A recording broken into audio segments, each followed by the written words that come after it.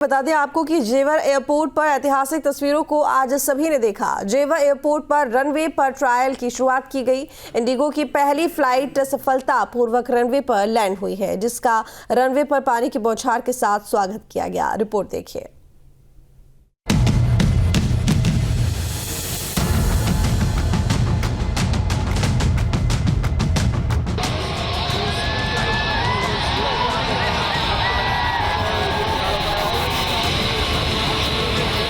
Greater Noida के जेवर airport पर इतिहास की पटकथा लिखी गई, यानी ऐतिहासिक पलों को सभी ने देखा। उस वक्त जब ट्रायल रनवे के दौरान इंडिगो के विमान ने सफलतापूर्वक रनवे पर लैंडिंग की।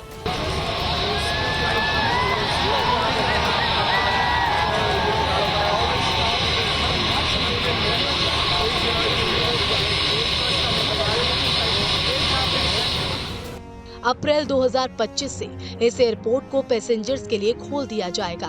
नागरिक उड्डयन महानिदेशालय ने सभी सुरक्षा जांच के बाद नोएडा इंटरनेशनल एयरपोर्ट पर विमान की पहली लैंडिंग की इजाजत दी। डीजीसीए ने एयरपोर्ट का किया निरीक्षण। आईजीआई एयरपोर्ट से विमान ने भरी उड़ान।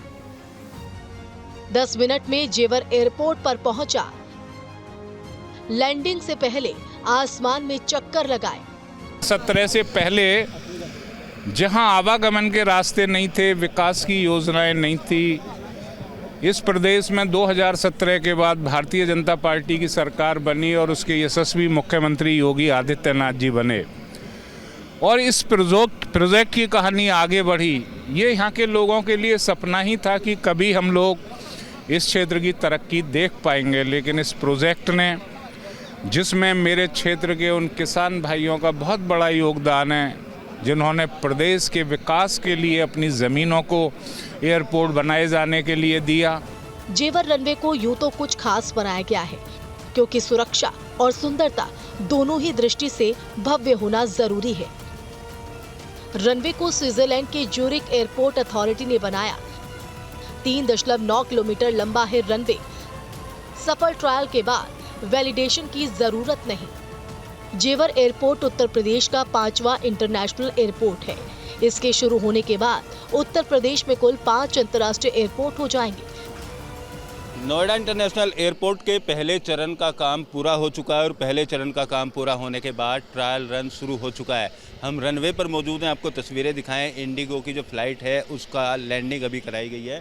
तस्वीरों के माध्यम से हम आपको दिखाएंगे तमाम जो ये रनवे जो है, ये तकरीबन 4 किलोमीटर लंबा रनवे यहाँ पर बनाया गया है और इस रनवे को बनाने के बाद तमाम इक्विपमेंट यहाँ पर लगाए गए। एटीसी टावर के साथ साथ जो फ्लाइट लैंडिंग करेगी वो फ्लाइट अंधेरे में भी और कोहरे में भी लैंडिंग कर सके, उस लेवल के जो तमाम इक्विपमेंट हैं वो लगाए गए हैं और इंडिगो का जो विमान है वो यहाँ पर उतारा गया है। तमाम जो उपकरण हैं उनको परखने के लिए ट्रायल रन यहाँ पर हो चुका है और ट्रायल रन होने के बाद अब ये जो फ्लाइट है यहाँ से टेक ऑफ करेगा। इसकी तैयारी को लेकर पिछले काफ़ी दिनों से लगातार एयरपोर्ट बनाने वाली कंपनी डीजीसीए के बीच में बातचीत हो रही थी और उन बातचीत के बाद में आज ये जो सफल लैंडिंग है ये यहाँ पर कराई गई है और पूरा जो डेटा है एयरपोर्ट का उसको रिकॉर्ड करने के लिए इस फ्लाइट को यहाँ पर लैंडिंग कराई गई है और अब ये फ्लाइट यहाँ से टेक ऑफ होगी।